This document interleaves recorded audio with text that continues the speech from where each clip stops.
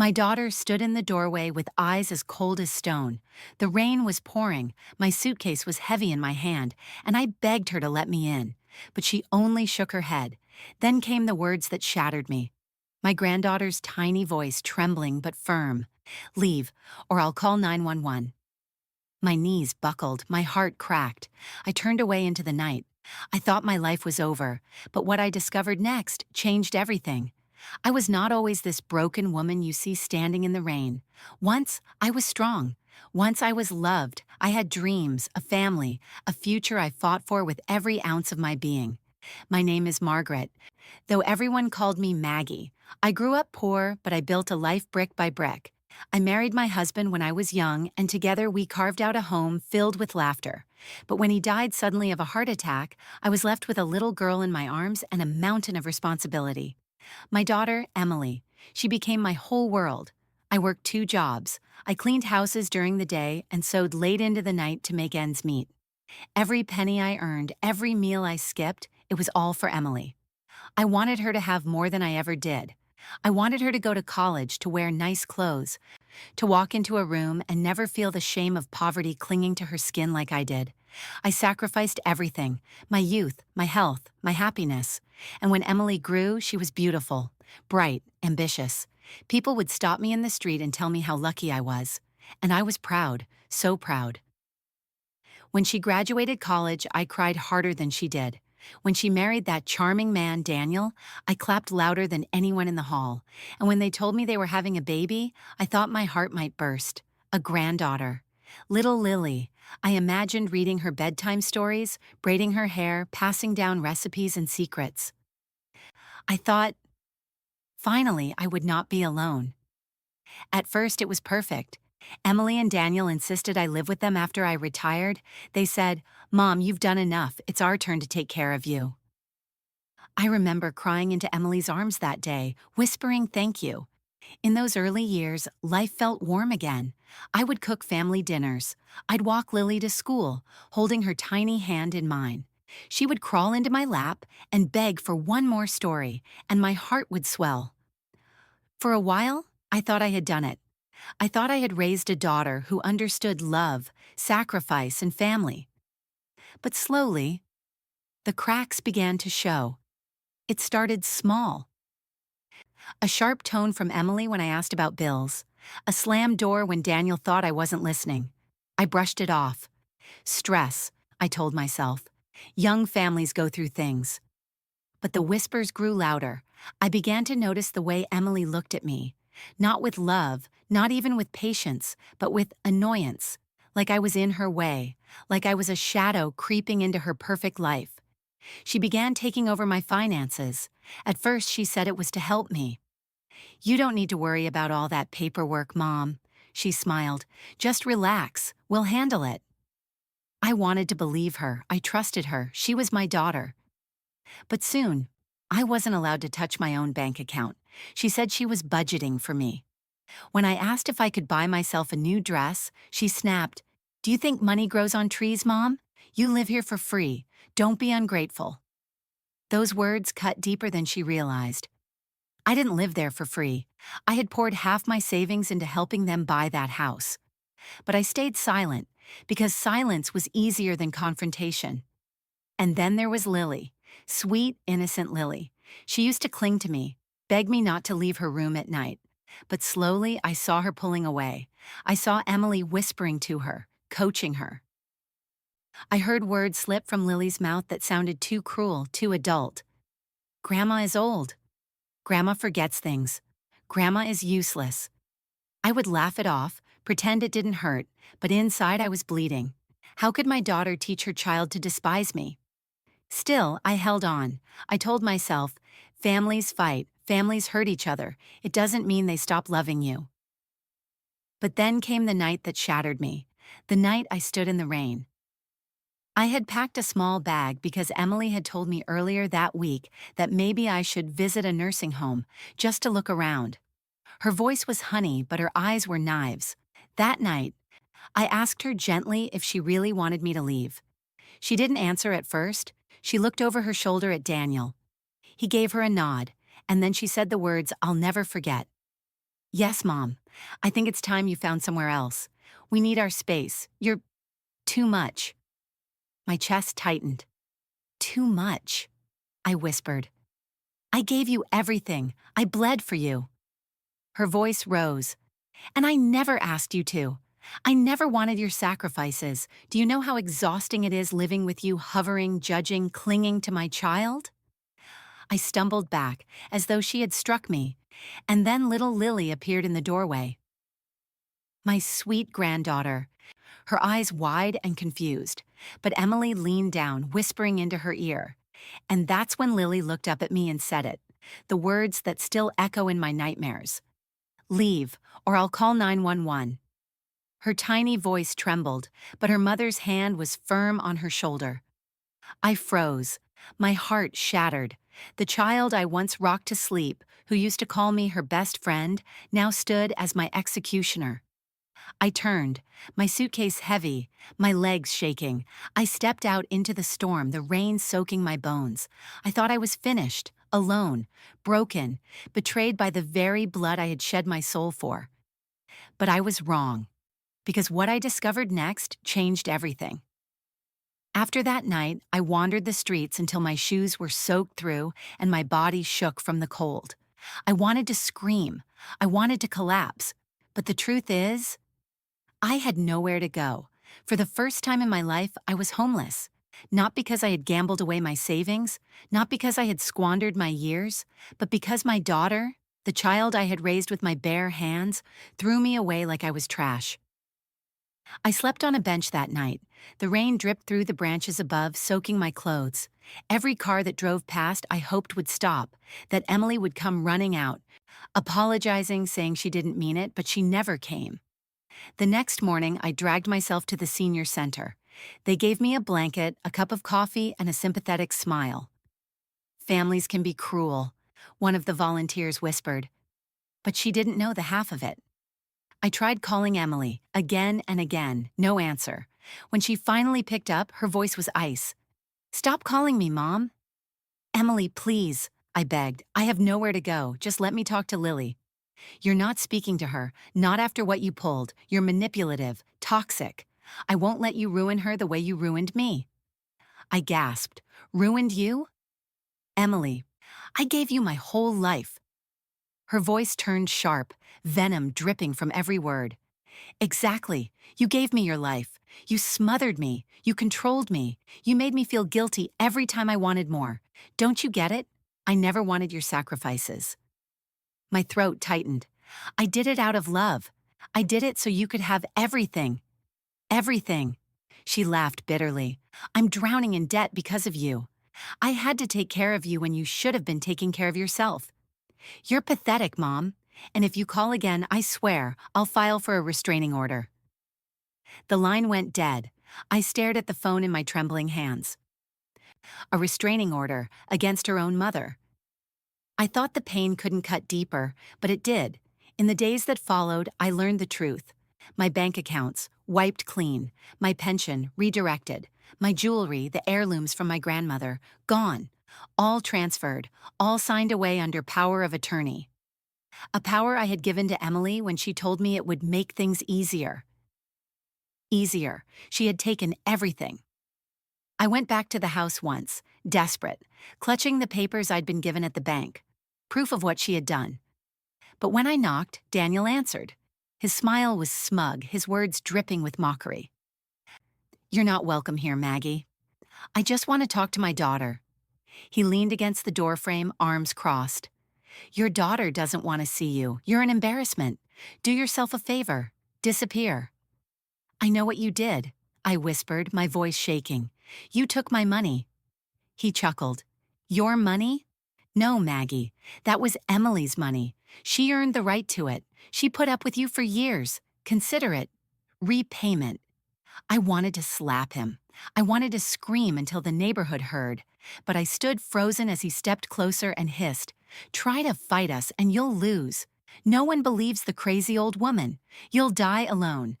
And we'll still have everything. And then, as if to twist the knife, Lily's voice floated from inside. Daddy, who's at the door? I caught a glimpse of her. My sweet Lily, her little face peeking around the corner. But Daniel slammed the door in my face before I could answer. I stumbled back, the papers fluttering in my hands, tears blurring my vision. It kept getting worse. Everywhere I went, I heard whispers. Emily had told people I was unstable, that I had memory problems, that I was paranoid, delusional, making up lies. At the grocery store, neighbors averted their eyes. At church, the pastor patted my hand with pity. I was being erased, rewritten into some tragic caricature of a bitter old woman. And the cruelest part? People believed her. One afternoon, desperate, I called Emily again. This time she answered, her voice tight with annoyance. "What do you want, Mom?" "I just want to see Lily," I begged. "Please, she's my granddaughter. Don't take her away from me." "She doesn't want to see you." "That's not true. You're poisoning her against me. She loves me." "She's scared of you." Emily snapped. "You guilt her. You cling. Do you know what she said the other night? She said she feels suffocated by you." My heart stopped. She said that?" Emily's silence was heavy. Then coldly, "You're done, Mom. Don't come near us again. If you do, I'll make sure you regret it." The line clicked off. I sat there, phone pressed to my ear long after the call ended, my hands shaking so badly I could barely breathe. I was being erased. I had sacrificed everything, and now I was nothing. A ghost, a burden, a villain in the story my daughter spun. I thought back to the years I spent working double shifts, the meals I skipped so Emily could eat, the nights I stayed awake sewing clothes until my fingers bled, and now she wanted me gone. She wanted me to vanish. The betrayal was complete, but as I sat there, crushed and humiliated, a thought began to take root. If Emily could rewrite the story of my life, then maybe so could I. I thought I had nothing left. Nights blurred together in the senior shelter. I lay awake on a thin cot, staring at the ceiling, wondering how a lifetime of sacrifice could end in such humiliation. I heard the whispers of other residents, stories of children who abandoned them, families who took everything and left them to rot. It seemed betrayal was the quiet epidemic no one wanted to talk about. Still, I told myself my story was worse. My daughter didn't just abandon me. She erased me. One evening, I sat alone at the community dining table, my hands shaking around a cup of tea. That's when a woman named Ruth sat down beside me. She was sharp-eyed, silver-haired, and carried herself with a quiet strength. "You're new here," she said. I nodded, barely looking up. "My daughter threw me out." She gave a bitter chuckle. "Join the club. Mine sold my house while I was in the hospital. Signed the papers with forged documents. When I got out, I had nowhere to go." I looked at her, stunned. "She stole from you?" "She stole everything," Ruth said simply, "but I'm not sitting back. I'm fighting." Something in her words struck me. Fighting. I hadn't thought about fighting. I had only thought about surviving. Over the next few days, Ruth told me things I never knew. About power of attorney abuse, about financial exploitation, about how seniors like us were tricked and discarded by the very people we trusted most. She connected me with a lawyer who specialized in elder rights. When I showed him the documents, the transfers, the signatures, his eyes hardened. "They took advantage of you," he said. "You may feel powerless, but the law is on your side. If we move carefully, we can turn this around." Carefully. That word rang in my ears. For the first time in months, I felt a flicker of something in my chest. Not hope exactly, not yet, but something close. Still, I hesitated. Emily was my daughter, my blood. How could I drag her into court? How could I destroy the life I had built for her? But then I remembered Lily's voice. "Leave or I'll call 911. My granddaughter, trained like a soldier to push me out. My flesh and blood poisoned against me. No, this wasn't love. This wasn't family. This was war." One afternoon, I found myself walking past Lily's school. I stood across the street, hidden beneath my scarf, just to see her. She came skipping out, her backpack bouncing, her hair tied with ribbons. For a moment, I almost called her name. But then Emily appeared, all smiles for the other mothers, waving like the perfect parent. I watched her bend down, kiss Lily's cheek, and I saw the mask she wore. To the world, she was the doting daughter, the devoted mother. To me, she was a thief, a liar, a destroyer of everything sacred. That was when it hit me. Emily's entire life, her reputation, her social standing, her pride, depended on the illusion of being perfect. A perfect mother, a perfect wife, a perfect daughter. And I knew then exactly where to strike. I began collecting quietly, carefully. I dug through old papers I still had tucked away, receipts of the money I had given her for her wedding, documents showing the transfer of my pension, letters in her handwriting promising to take care of Mom. Every scrap of evidence became a weapon. I wasn't just a discarded old woman. I wasn't powerless. I was a storm waiting to break. And when it broke, Emily would never see it coming. The first step of revenge is silence. I disappeared from Emily's world. No calls, no messages, no desperate knocks at her door. She thought she had won. She thought I was gone for good. That's what made the next part so delicious. I worked quietly with Ruth's lawyer. We gathered every document, every transfer, every signature. The lawyer taught me how to frame it, not as a bitter mother lashing out, but as a victim of financial abuse. And that's exactly what I was. At the same time, I began planting seeds. I reached out to a few of the neighbors, women who used to smile at me, who had turned away after Emily whispered her lies. I showed them proof, the pension transfers, the forged checks. I let them read Emily's cruel texts where she called me pathetic. Their faces shifted from pity to outrage.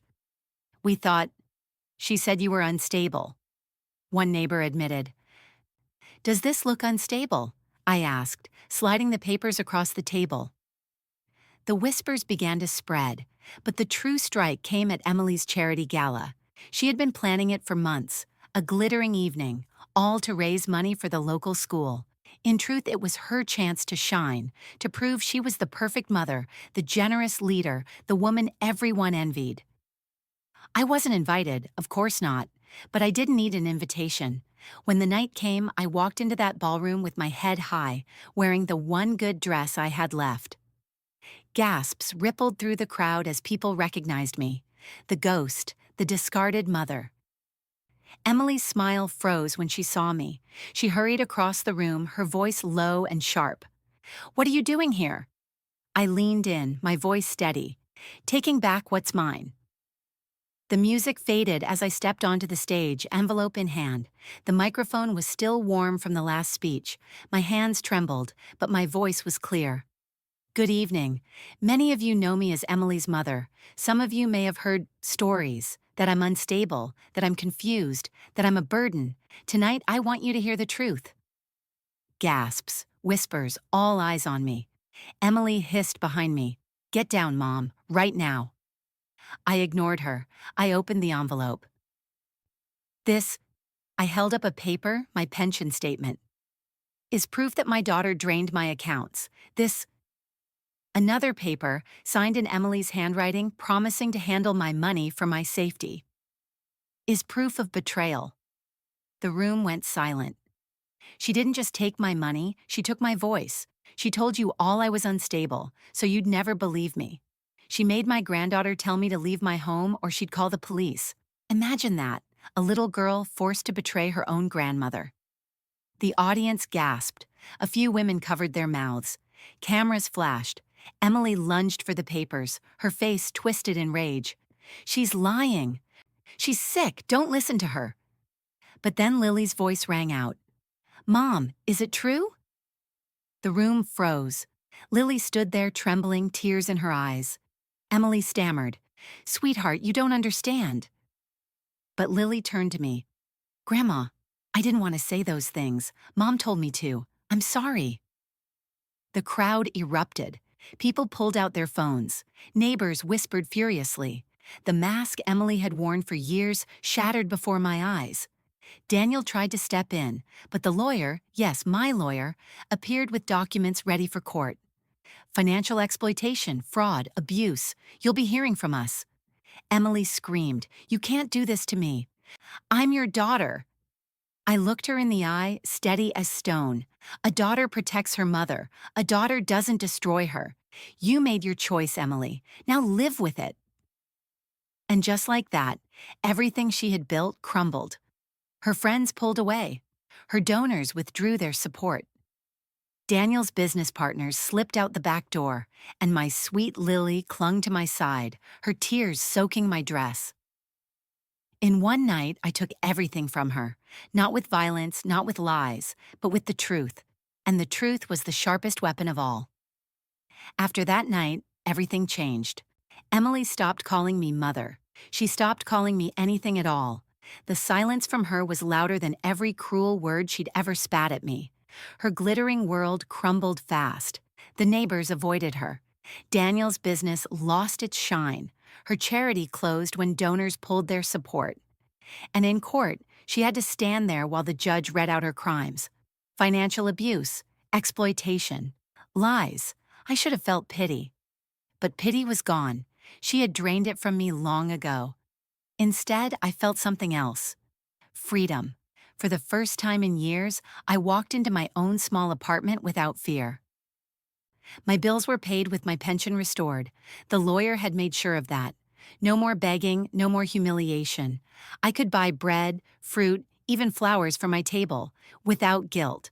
But the greatest gift wasn't money, it was Lily. She started visiting me on weekends. At first, she came with Daniel, stiff and quiet, but soon she came alone, carrying her school books, her sketches, her secrets.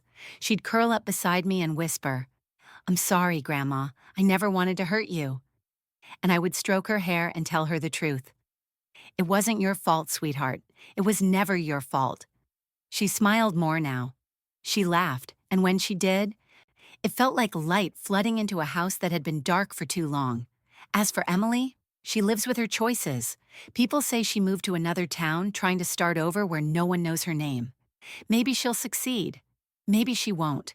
But she will never escape what she did to me, or to herself. Because here's the truth I learned. When you betray the one who gave you life, you betray yourself. One evening, Lily asked me, "Grandma, do you still love Mom?" I paused, the hardest question of all. My heart wanted to scream no. To say love died the day she made me leave. But I looked into my granddaughter's eyes, so full of hope. And I said softly, "I love the little girl she used to be, the daughter I raised, the woman she became. I don't know her anymore." And that's the truth I carry. I don't need Emily's love to survive. I don't need her approval to breathe. I don't need her lies to define me. I have myself. I have my strength. I have my granddaughter's laughter. And that is enough. So when people ask me about Emily now, I smile faintly and say only this. My daughter yelled, "Leave or I'll call 911." So I walked away, and walking away was the best revenge of all.